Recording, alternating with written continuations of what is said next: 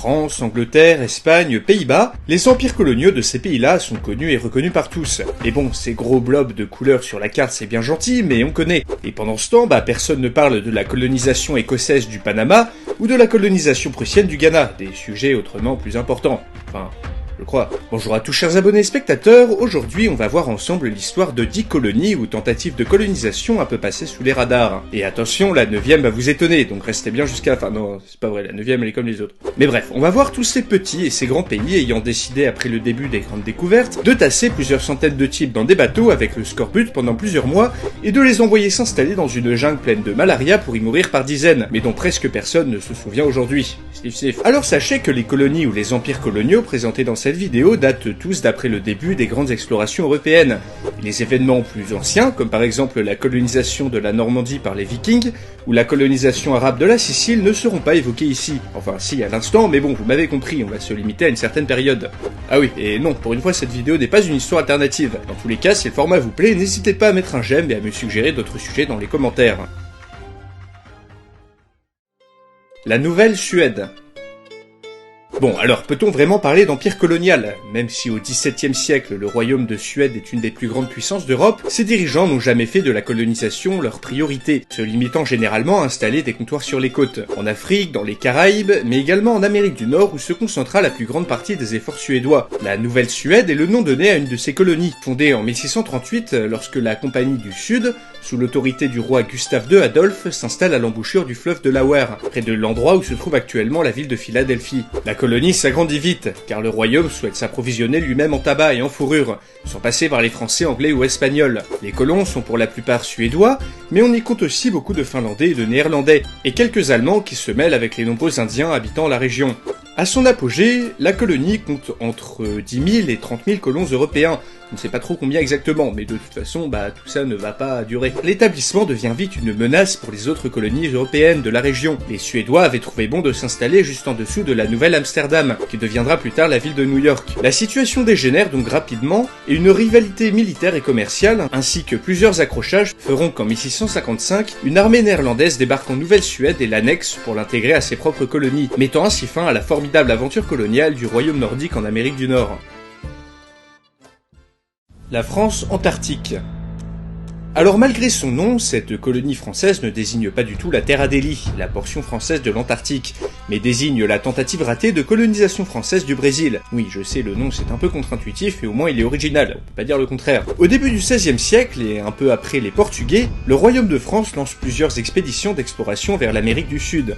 À l'époque, le Nouveau Monde est découvert depuis peu, et partagé par le traité de Tordesillas, accordant à l'Espagne et au Portugal chacun une partie de cet immense continent.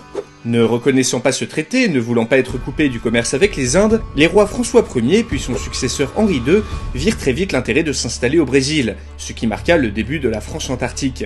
En 1555, 2 navires chargés de colons débarquent dans la baie de Guanabara et y fondent Henryville en l'honneur du roi de France. Bien qu'entretenant des relations cordiales avec les indigènes, la très petite colonie se retrouve très vite en pleine galère. Le chef de l'expédition, un certain Nicolas Durand de Villegagnon, est en effet quelqu'un d'un poil autoritaire et surtout de très religieux, ce que ni les Indiens ni les colons n'ont supporté bien longtemps. Villegagnon souhaitait faire de sa colonie un refuge pour les protestants français, sauf qu'à cette époque en France, catholiques et protestants cohabitent très difficilement, et l'arrivée de colons calvinistes en 1557 ne se passera pas vraiment comme prévu. La situation dégénère sur fond de guerre de religion. Après une tentative d'assassinat et une semi-guerre civile au sein de la colonie, une grande partie de ses habitants décident de rentrer en France, voire carrément d'aller vivre au milieu des Indiens. Quelques mois plus tard, les colons retournés en métropole accusent Villegagnon des pires horreurs, ce qui le force à rentrer en France pour se défendre, laissant la gestion de la colonie à son neveu. Et en 1560, Henryville ne compte plus que quelques dizaines de défenseurs. C'est une aubaine pour les Portugais installés plus au nord qui envoient une petite expédition massacrer les Français restants. Après une résistance courageuse mais futile, le fort d'Henryville est rasé par les Portugais et le reste des colons se réfugient dans la forêt. Les derniers Français survivants sont expulsés de la région lorsque les Portugais s'y installent, pour y fonder la ville qui deviendra plus tard Rio de Janeiro. Henryville, de toute manière, était déjà trop affaibli par les conflits internes pour pouvoir devenir la première étape d'un Brésil français. Et oui, nous autres Français n'avons besoin de personne, même pour nous saboter nous-mêmes. Après, comme vous le savez, l'histoire ne s'arrête pas là, car la France réussira à s'installer durablement, jusqu'à aujourd'hui, un peu plus au nord en Guyane. Aujourd'hui, à Rio de Janeiro, la petite île où les Français avaient construit leur fort est toujours nommée île Villegagnon, d'après le chef de la France antarctique. le projet Darien. Alors le projet Darien, c'est l'histoire d'un échec retentissant, l'histoire de la plus grande tentative de colonisation écossaise. À la fin du XVIIe siècle, l'Écosse est encore un pays indépendant, même s'il partage le même roi avec l'Angleterre. Une grande famine, quelques années plus tôt, aura convaincu les élus du Parlement de la nécessité de coloniser des territoires, afin d'avoir accès à de nouvelles terres cultivables et de nouveaux revenus commerciaux. En 1698, une grande souscription publique est donc lancée afin d'armer une expédition. Celle-ci est principalement soutenue par de riches Écossais, et une somme d'argent colossale pour l'époque, 400 000 livres sterling, sont engagés dans l'opération. Ce sont donc 5 navires et 1200 colons qui s'installent pour le compte de l'Écosse dans l'actuel Panama, près d'une ville abandonnée par les Espagnols quelques années auparavant, et qui bâtissent le fort Saint-Andrew ainsi que la ville de Nouvelle-Édimbourg. Oui, nouveau plus une ville d'Europe à chaque fois, on peut pas dire qu'ils étaient très créatifs pour les noms. Mais bon, toute l'entreprise était de toute manière très mal partie. Avant même d'arriver à bon port, les colons commencent à mourir d'un cocktail assez détonnant de maladies. Scorbut sur les navires, malaria une fois arrivés à terre, et enfin installés, on rajoute un peu de fièvre jaune pour la bonne mesure. Toutes ces joyeusetés font qu'une fois arrivés sur place, plus de la moitié des colons sont morts. Les années suivantes, la situation déjà pas brillante s'empire graduellement. Les indigènes prennent vite les Écossais en grippe et les harcèlent continuellement. Tandis que les Espagnols, qui revendiquent tout en fait, lancent eux aussi attaque sur attaque. En 1699, l'expédition de ravitaillement ne trouve à l'endroit de la colonie que des ruines et des tombes. Eux aussi sujets à la maladie, ils ne peuvent pas prévenir à temps la seconde expédition de 1000 hommes, qui arrive la même année, et qui décide de rester malgré le carnage visible. Assiégés par les Espagnols l'année suivante, les Écossais finissent par déposer les armes et rentrer au pays en ayant tout perdu. Un bon début de siècle tout ça. En Écosse, l'échec de cette expédition met sur la paille le gouvernement ainsi que des milliers de marchands, vils et nobles qui avaient participé financièrement à la souscription. Ruinée, l'Écosse n'a d'autre choix que d'accepter en 1707 un acte d'union avec l'Angleterre qui s'engage à compenser en retour les pertes du projet Darien. Et ouais, quand je disais catastrophe, je voulais plutôt dire cataclysme, quand on voit à quel point leur petit projet est allé loin en termes de conséquences. Le Liberia. Ce nom vous dit peut-être quelque chose, mais savez-vous seulement le placer sur une carte? Oui, bon d'accord, moi aussi j'y arrivais pas avant cette vidéo. Mais ce tout petit pays d'Afrique a une particularité, car il fut un temps une colonie fondée par les États-Unis d'Amérique, pour y envoyer leurs anciens esclaves. Cette région éveille au 19e siècle l'intérêt de l'American Colonization Society. Cette joyeuse entreprise au nom si équivoque fut fondée en 1816 par Robert Finlay, un Américain qui voulait purement et simplement débarrasser l'Amérique de ses Noirs, alors encore soumis à l'esclavage dans la majorité des États du pays. Et pour ce faire, il a eu l'idée de coloniser un petit territoire en Afrique, d'en faire en 1847 une république indépendante, et d'y installer un maximum d'anciens esclaves libérés, une sorte de retour au pays, sauf que pas du tout en fait, vu que les esclaves libérés aux États-Unis étaient pour la plupart des descendants d'Africains n'ayant jamais connu l'Afrique, et surtout dont les ancêtres ne venaient pas du Liberia, mais d'un peu partout sur le continent. Culturellement, ceux-ci n'avaient également plus grand-chose d'africain, et étaient éduqués dans l'idée de la supériorité protestante sur les religions animistes présentes en Afrique. Pour les autochtones qui vivaient déjà sur place, la création de la République du Liberia tourna vite au cauchemar, tout simplement car les Noirs américains, très minoritaires, ne tardent pas à imposer leur domination sur les Noirs africains. Se reposant sur une constitution ne donnant le droit de vote qu'aux colons venus des États-Unis, les anciens esclaves américains se séparent immédiatement des autochtones en parlant anglais, en construisant des églises, en contrôlant les ressources et en imposant un système de ségrégation entre américano-libériens et libériens autochtones, reproduisant quasiment à l'identique en Afrique ce que les blancs américains leur avaient fait subir aux États-Unis durant des siècles. Longue et douloureuse pour les autochtones, la domination absolue des américano-libériens se termine en 1980, lorsque le président William Tolbert Jr. sera déposé par un coup d'État, plongeant ce pays déjà très pauvre dans une spirale de guerre civile sanglante. Il ne reste aujourd'hui dans ce pays qu'environ 20 000 américano-libériens revendiqués, beaucoup ayant préféré rentrer aux États-Unis après le coup d'État. La colonisation courlandaise des Amériques. Courlandaise? Ce nom étrange fait référence au plus petit État ayant participé à la colonisation du continent américain, immense, le glorieux duché de Courlande.